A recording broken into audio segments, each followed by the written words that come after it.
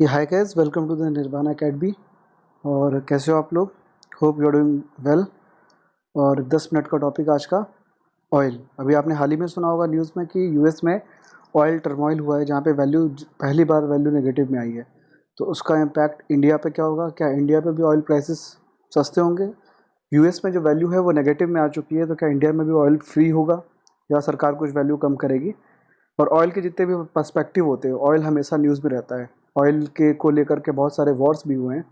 तो आज सारे के सारे ऑयल से रिलेटेड जितने भी इंपॉर्टेंट चीज़ें कवर कर सकते हैं हम इसमें कवर करेंगे। हम ओपेक के बारे में देखेंगे, जो ऑयल प्रोड्यूसिंग कंट्रीज़ हैं। हम आईईए के बारे में बात करेंगे, जो कि वर्ल्ड में ऑयल को लेकर सारे डायरेक्टिव्स देती है। और हम देखेंगे कि ऑयल इंडिया में कैसे उसका इम्पैक्ट होता है। ठीक है, आगे बढ़ते हैं। तो पहले ये देख लेते हैं, ऑयल की हमेशा बात होगी तो बैरल में बात होगी। एक बैरल क्या होता है? 159 लीटर्स के बराबर होता है। ये लगभग 42 गैलन्स होता है। गैलन यूएस में बोलते हैं। और एक गैलन लगभग 3.8 लीटर्स के बराबर होता है। तो जो आपका एक बैरल होता है क्रूड ऑयल का, उससे लगभग 40 से 70 लीटर तक पेट्रोल निकलता है। और ये डिपेंड करता है पेट्रोल किस पे, रिफाइनरी में, कि आपकी रिफाइनरी कितनी एडवांस है। अगर एडवांस है तो 70 प्लस भी जा सकता है, और एवरेज रिफाइनरी है तो 40 तक ही आपसे उससे ऑयल एक्सट्रैक्ट कर पाओगे। ठीक है। नेक्स्ट बात, हम बात करेंगे कि ऑयल डिपेंड किस पे करता है। ऑयल के प्राइसेस आपने देखा होगा हमेशा इतने ज़्यादा फ्लक्चुएट करते हैं। तो ऑयल किस चीज़ पे डिपेंड करता है? ऑयल डिपेंड करता है सप्लाई एंड कंजम्पशन पे, मतलब कितना प्रोड्यूस हो रहा है, कितना कंज्यूम हो रहा है। जियो पॉलिटिक्स पे, कि वॉर तो नहीं हो रहे कहीं पे। वॉर होते ही आपने देखा होगा ऑयल के प्राइसेस अप डाउन हो जाते हैं। वॉर की वजह से सबको ही नुकसान होता है। गवर्नमेंट रेगुलेशन से हो सकता है कि जैसे इंडिया में अगर लोग ज़्यादा ऑयल यूज़ करेंगे, फिर पोल्यूशन ज़्यादा होगा, तो हो सकता है गवर्नमेंट और टैक्सेस बढ़ा सकती है, तो उससे भी ऑयल के प्राइसेस पे इम्पैक्ट आता है। और तीसरा चौथा मेन पॉइंट है फाइनेंशियल मार्केट। वर्ल्ड की जो मार्केट होती है, अगर वो अप डाउन जाती है, शेयर्स किसी कंपनी के गिरते हैं, कोई बड़ी बड़ी कंपनियों के दिवालिया निकल जाता है, उससे भी लोगों को बहुत ज़्यादा नुकसान होता है। उससे भी ऑयल के प्राइसेस अप डाउन होते हैं। ठीक है। जियो अभी ये खासकर जो कोरोना का केस चल रहा है, वो किससे, जियो पॉलिटिकल इशू जो पूरे वर्ल्ड को इफेक्ट कर रहा है, जिसकी वजह से सप्लाई कंजम्पशन में भी इफेक्ट आ रहा है, फाइनेंशियल मार्केट में भी इफेक्ट आ रहा है, और गवर्नमेंट को भी रेगुलेट करनी पड़ी चीज़ें। तो आप देख सकते हैं हर चीज़ आपस में कैसे इंटरलिंक्ड है। अगर इनमें चारों में से एक भी चीज़ ऊपर नीचे होगी तो ऑयल के प्राइसेस में बहुत ज़्यादा इम्पैक्ट आएगा। तो ये जो फर्स्ट टाइम है कि यूएस का जो वेस्ट टेक्सास इंटरमीडिएट करके वहाँ पे एक ग्रुप है कंपनीज का, जो वहाँ पे ऑयल एक्सट्रैक्ट करती है, जो 20 अप्रैल को जीरो के नीचे चली गई उसकी वैल्यू। इनफैक्ट -$37 के आसपास पर बैरल उनकी वैल्यू गई है। इसका मतलब क्या हुआ कि उनको अगर वो किसी को अब ऑयल दे भी रहे हैं तो उनको -$37 सेलर को पे करना पड़ेगा। ये होता कैसे है?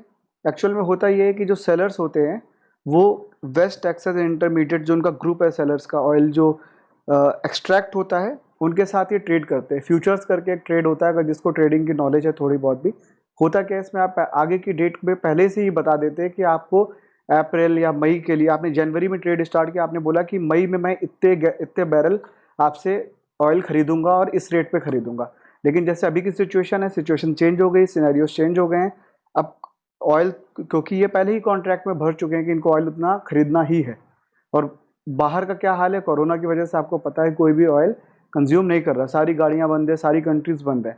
तो इनको उतने रेट पे लेना पड़ेगा, प्लस ये कहीं आगे बेच नहीं पा रहे हैं, तो इनको पूरा का पूरा नुकसान हो रहा है।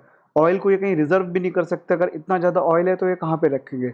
तो इस वजह से हुआ ये कि जो इनके यहाँ जो इनके शेयर्स की वैल्यू थी वो बहुत गिर के -37 के आसपास 20 पे पहुंची थी, जो कि अभी बढ़ के 10-11 के आसपास हो गई है। ये एक टेम्परेरी इफेक्ट था, लोगों को लग रहा था कोरोना का लॉकडाउन हो सकता है 7-8 महीने और बढ़ भी जाए। लेकिन जो इन्होंने कॉन्ट्रैक्ट साइन किया था उस हिसाब से इनको ऑयल खरीदना कंपलसरी है, जो ऑयल प्रोड्यूस कर रहा है, प्लस ये आगे बेच नहीं पा रहे।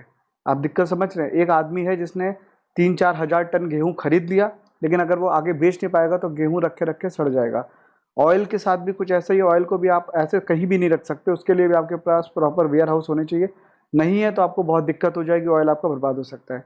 इस वजह से जो इनका कॉन्ट्रैक्ट है, कॉन्ट्रैक्ट इनका फ्यूचर्स में इन्होंने कॉन्ट्रैक्ट किया था। तो फ्यूचर्स होता है, एक टर्म है ट्रेडिंग के दुनिया में, लोग फ्यूचर्स करके बोलते हैं। तो उसकी वजह से उनको बहुत ज़्यादा लॉस हुआ। तो जिनकी वैल्यू है, पहली बार आप देख सकते हैं इनकी वैल्यू -37 के आसपास पहुंच गई थी, तो जो कि बहुत ही ज़्यादा कम है। उसके बाद अगर हम आगे देखेंगे तो ये आप थोड़ा नेगेटिव में देख सकते हैं कि पूरा का पूरा चेंज है। यहाँ पे देख सकते हैं जो वैल्यू अभी कुछ $10 के आसपास है, वैल्यू जो गिरी थी थोड़ा बहुत उठना स्टार्ट हुई है। और भी कंट्रीज है जहाँ पे ट्रेड होता है। ब्रेंट क्रूड है, ब्रेंट पे भी बात करेंगे आखिर ये ब्रेंट क्या है। और WTI, ये दो मेजर ट्रेडिंग फर्म्स है जो ऑयल पे ट्रेड करते हैं। इसके अलावा बाकी इंडियन बास्केट भी एक है जिसका इतना ज़्यादा इम्पैक्ट होता नहीं है वर्ल्ड में, क्योंकि मेजर जो कंट्रीज है ऑयल प्रोड्यूस करती है या तो WTI या ब्रेंट के थ्रू ही करती है। तो ये होता क्या है, आप पहले ये प्राइस, आप शेयर्स के इनकी वैल्यू देखिए। 2008 में भी जब ग्लोबल सब प्राइम क्राइसिस हुआ था तब भी देखिए इसकी वैल्यू कितनी ज़्यादा गिरी थी, तब भी इतनी ज़्यादा नहीं गिरी थी जितनी इस बार गिरी है। इस बार की जो वैल्यू है आप देख सकते हैं जीरो को भी क्रॉस कर गई, माइनस में चली गई है। तो इस समय US के लिए काफ़ी ख़राब टाइम है। तो दो तरीके के जो ट्रेड होते हैं ऑयल में, एक होता है ब्रेंट और एक होता है WTI, जिसके बारे में वेस्ट टेक्सास इंटरमीडिएट के बारे में बात कर रहे हैं। जो WTI है इसका ओरिजिन कहाँ से हुआ था, जो नॉर्थ सी है, शेटलैंड्स आइलैंड, नॉर्वे के पास एक नॉर्थ सी है, वहाँ से इस पर्टिकुलर ट्रेडिंग का स्टार्ट हुआ था। और जो आपका WTI है US में टेक्सास के पास लुसियाना और नॉर्थ डकोटा करके जो उनके स्टेट्स हैं वहाँ पे स्टार्ट हुआ था।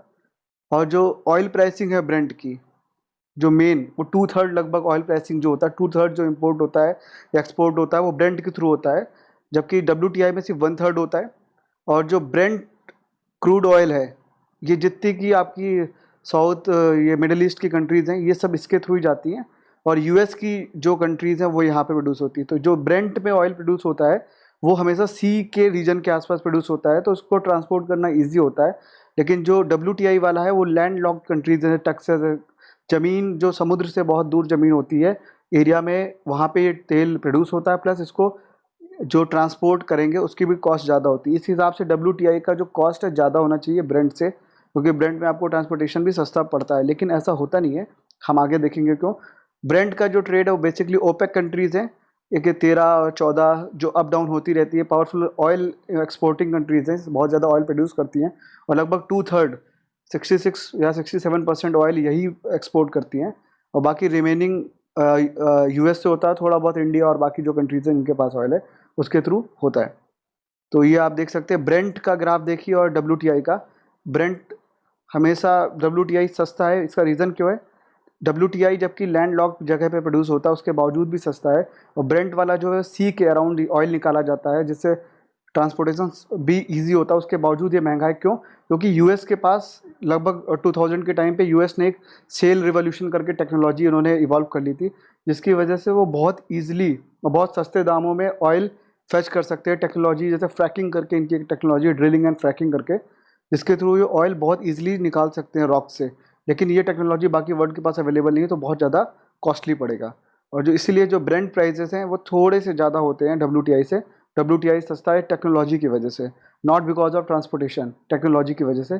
सेकंड थिंग, जो ब्रेंट का प्राइस है बहुत ज़्यादा फ्लक्चुएट करता है, और ब्रेंट का प्राइस इसलिए बहुत ज़्यादा फ्लक्चुएट करता है क्योंकि ब्रेंट के जितनी ऑयल प्रोड्यूसिंग कंट्रीज हैं वो सारी मिडिल ईस्ट में है, और मिडिल ईस्ट हमेशा ही पॉलिटिकल हब रहा है। मतलब आपने देखा सारे वॉर्स होते रहते हैं, बहुत अनस्टेबल रीजन है मिडिल ईस्ट, इसलिए जो ब्रेंट के प्राइसेस है बहुत ज़्यादा फ्लक्चुएट करते हैं।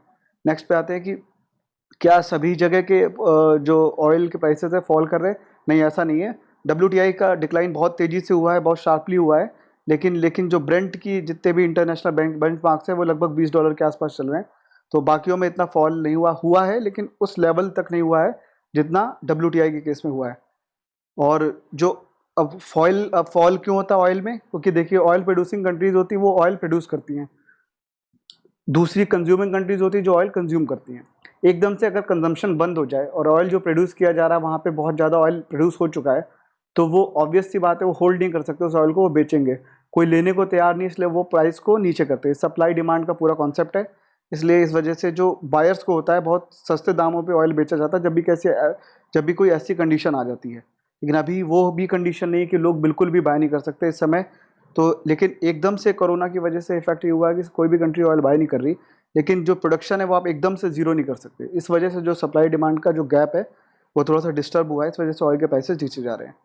सेकेंड चीज़, अब हमने बात की थी ओपेक। ओपेक क्या, ओपेक एक ग्रुप ऑफ कंट्रीज़ है, 13 जो बहुत पावरफुल कंट्रीज़ है जहाँ से ऑयल प्रोड्यूस सबसे ज़्यादा होता है, और यही लगभग 2/3 ऑफ ऑयल एक्सपोर्ट देखती हैं। ये कंट्रीज़ के नाम है, आप ये देख सकते हैं। इसमें से जो रेड करके ये कंट्रीज़ पहले ओपेक में थी अब निकाल दी गई हैं।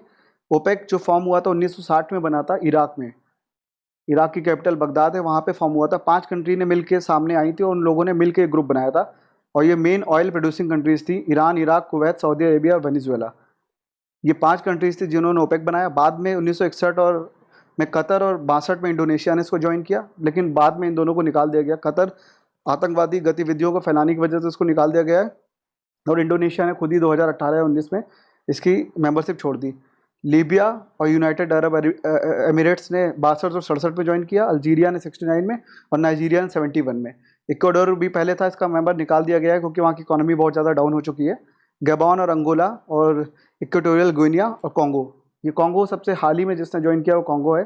तो मेजर ये कंट्रीज़ हैं जो कि ऑयल प्रोड्यूसिंग